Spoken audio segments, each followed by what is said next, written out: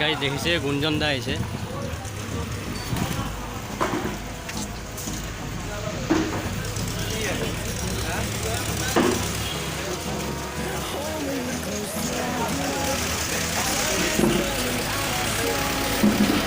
કારણ કે ઓછો ફાર્મસી નથી ভাল ફાર્મસી અંદર મેડિસિન નાપાય જો ડૉક્ટર ના থাকে তেনেকুৱা ফৰ্মাচী আমাৰ ঘৰত বনাব নথকাকৈ আমি বহুত হেৰি কৰিব লাগে একচুৱেলি আমি ইয়াতে নহয় একেবাৰে গুৱাহাটী ইমান দূৰ মানুহ পেচেণ্ট কষ্ট পায় ইমান ভাল ফাৰ্মাচীসমূহ হৈছে আৰু সকলো ধৰণৰ দৰৱ পাতি থাকিব ডক্টৰো বস্তু আছে ইয়াত যোনখিনি আপোনাৰ সুবিধা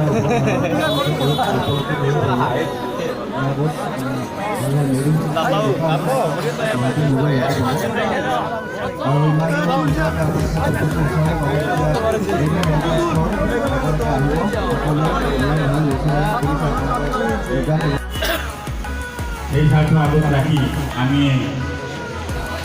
আয়োজনৰ এটা চিন্তা কৰিছিলোঁ য'ত হয়তো গ্ৰামাঞ্চলত বসবাস কৰা আমাৰ ৰোগীসকলে ইয়াত উপযুক্ত এজন চিকিৎসক পায় আৰু উন্নত মানৰ ঔষধখিনিও যাতে ইয়াত প্ৰয়োগ কৰিব পাৰে।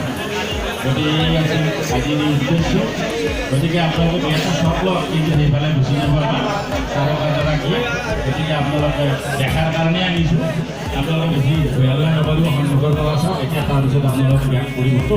গতিকে দুই এটা ষ্টেপ লৈ যদি আপোনালোকে লগ ধৰক কথা নাই, কাৰণ যিহেতুকে দেখাটো থৈ নাযায় চিনেট ল'লে থৈ গ'লে কিন্তু আমি বাধা দিলোঁ এতিয়া। কিন্তু এতিয়ালৈকে তেনেকুৱা চৰ্ত অহা নাই। থৈ যোৱা চৰ্তটো যেতিয়া এইটো সৃষ্টি হ'ব থৈ যোৱা চৰ্তটো তেতিয়া এই চৰ্তটো আমি মানা কৰিম।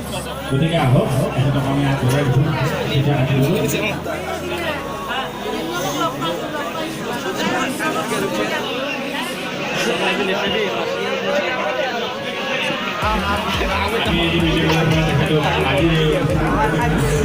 আমি আহ্বান জনাইছিলোঁ আৰু আমাৰ আহ্বান ৰক্ষা কৰি তেখেতসকললৈ অহাৰ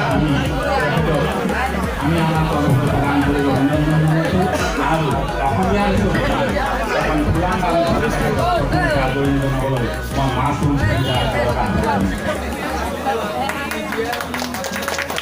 লগতে অসমীয়াৰ আন এটা চিনাকি ফুলাম দাবী তেখেতক দিবলৈ মই